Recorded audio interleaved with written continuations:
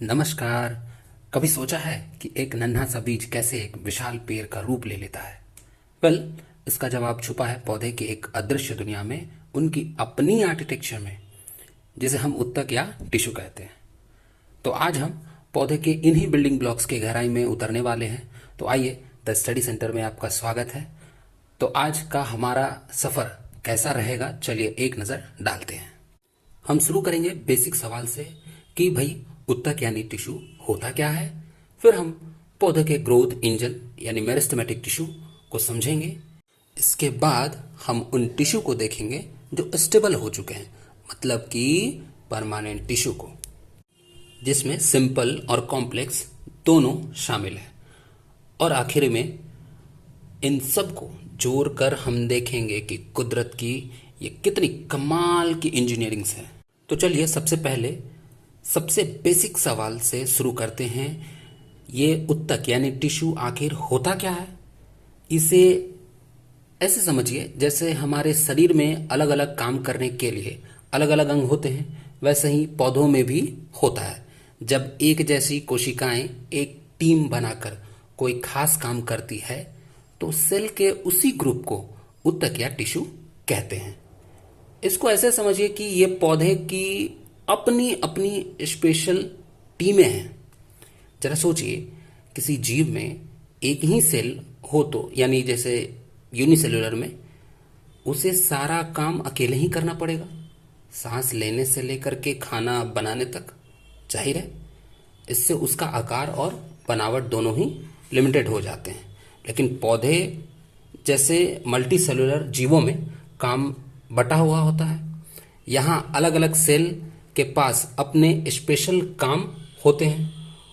और क्या पता है, इसी टीम वर्क यानी टिश्यू के वजह से ही पौधे इतने बड़े और विशाल हो पाते हैं। तो मिल गया ना आपको जवाब कि एक नन्हा सा बीज कैसे विशाल पेड़ का रूप ले लेता है। ये टिश्यू ही उन्हें यह कमाल की क्षमता देते हैं जिससे पौधे बड़े और कॉम्प्लेक्स होते हैं। तो चलिए पौधे के पहली और सबसे जरूरी कैटेगरी पर आते हैं। वो टिश्यू जो पौधे के ग्रोथ और उसके विकास के लिए जिम्मेदार है। पौधे के टिश्यू को हम दो मेन कैटेगरी में बांट सकते हैं। पहली है कंस्ट्रक्शन ग्रुप, जिसे हम कहते हैं मेरिस्टेमेटिक टिश्यू। इनके सेल लगातार एक्टिवली डिवाइड होते रहते हैं और पौधे को बड़ा करते हैं। और जब यह सेल अपना ग्रोथ वाला काम पूरा कर लेते हैं तब वे स्पेशलिस्ट डिपार्टमेंट बन जाते हैं, जिन्हें हम परमानेंट टिश्यू कहते हैं। अब ये डिवाइड होना बंद कर देते हैं और ये खास काम करने लगते हैं।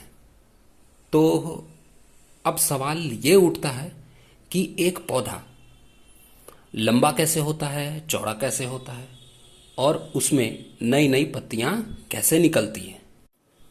तो इसका जवाब मेरिस्टेमेटिक टिश्यू में ही छिपा है। तो इस कंस्ट्रक्शन क्रू में तीन मेन मेंबर होते हैं। पहला है एपिकल मेरिस्टेमेटिक टिश्यू। ये जड़ और तने की नोक पर होता है और पौधे को लंबा करता है।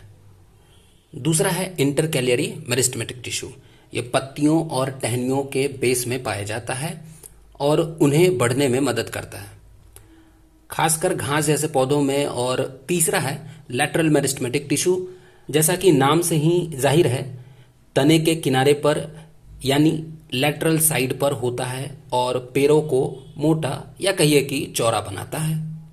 चलिए अब टिश्यू की दूसरी मेन कैटेगरी पर चलते हैं। परमानेंट टिश्यू, मतलब वो टिश्यू अब स्टेबल हो चुके हैं, जिन्होंने अब बढ़ना बंद कर दिया है और अब एक परमानेंट काम संभाल लिया। तो होता यह है कि जब मेरिस्टेमेटिक सेल यानी मेरिस्टेमेटिक टिश्यू के सेल मैच्योर मतलब परिपक्व हो जाते हैं तो वो डिवीज़न कैपेसिटी खो देते हैं, यानी विभाजन होना बंद कर देते हैं और एक खास काम में स्पेशलाइज्ड हो जाते हैं। बस तभी वे परमानेंट टिश्यू बन जाते हैं। ये एक तरह से उनका ग्रेजुएशन है ग्रोथ से फंक्शन की ओर। जैसे कि आप स्कूल में कई सारे सब्जेक्ट पढ़ते हैं और ग्रेजुएशन में आप किसी एक सब्जेक्ट पर स्पेशलाइजेशन करते हैं, ठीक वैसे ही ये भी करते हैं। अब इन परमानेंट टिश्यू को भी उनकी बनावट के हिसाब से दो ग्रुप्स में बांट सकते हैं, सिंपल परमानेंट टिश्यू और कॉम्प्लेक्स परमानेंट टिश्यू। तो पहले हम सिंपल परमानेंट टिश्यू को फोकस करते हैं। जैसा कि नाम से पता चल रहा है, ये एक तरह के सेल से बने होते हैं और ये सिंपल टिश्यू भी 3 प्रकार के होते हैं। तो चलिए इन तीनों टिश्यू को थोड़ा और करीब से देखते हैं। पहला है पैरेन्काइमा। ये सॉफ्ट लिविंग सेल होते हैं जो पौधे के लिए किचन और स्टोर रूम दोनों का काम करते हैं, जैसे आलू या गेहूं में स्टार्च जमा करना, चावल में कार्बोहाइड्रेट जमा करना। दूसरा है कॉलेनकाइमा। ये पौधे को फ्लेक्सिबिलिटी वाला सपोर्ट देता है, जिसे हम मैकेनिकल सपोर्ट या यांत्रिक सहायता कहते हैं। आपने देखा होगा कि तेज हवा में पौधे पत्ती की डंडियां टूटती नहीं बल्कि मुड़ जाती हैं।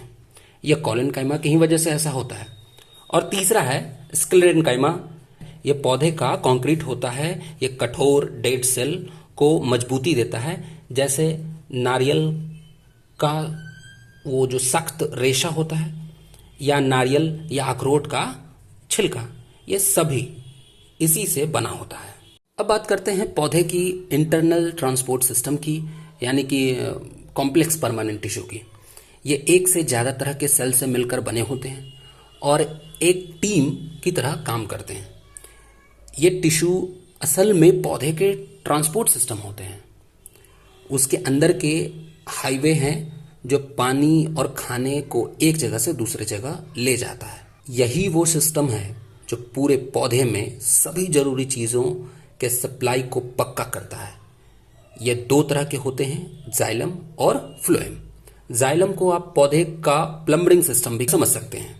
ये पानी और मिनरल्स को जड़ों से पत्तियों तक ले जाता है, हमेशा एक ही दिशा में, नीचे से ऊपर की ओर।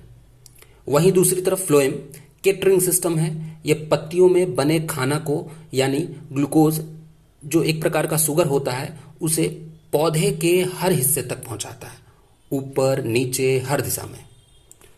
तो चलिए अब हमने जो कुछ भी सीखा है फटाफट समझते हैं और देखते हैं कि ये सब मिलकर कैसे कुदरत की एक कमाल की इंजीनियरिंग्स को दिखाते हैं। तो एक क्विक रिकैप कर लेते हैं। पौधे की ग्रोथ के लिए जिम्मेदार है मेरिस्टेमेटिक टिश्यू, खाना स्टोर करने का काम करता है पैरेन्काइमा, फ्लेक्सिबिलिटी देता है कॉलेनकाइमा, मजबूती आती है स्क्लेरेनकाइमा से, और आखिरी में ट्रांसपोर्ट का सारा जरूरी काम संभालते हैं जाइलम और फ्लोएम। इसीलिए तो जाइलम और फ्लोएम को वास्कुलर बंडल या संवहन तंत्र कहते हैं।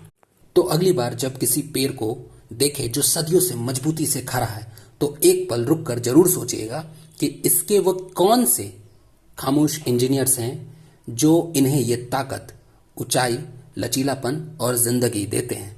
तो इसका जवाब है इन्हीं पौधे के टिश्यू। सब कुछ इन टिश्यू के बदौलत ही है। तो आज का लेक्चर यहीं समाप्त करते हैं और याद रखो, सीखना बंद किया तो जीतना बंद किया। See you in the next class only on the study centre. जय हिंद।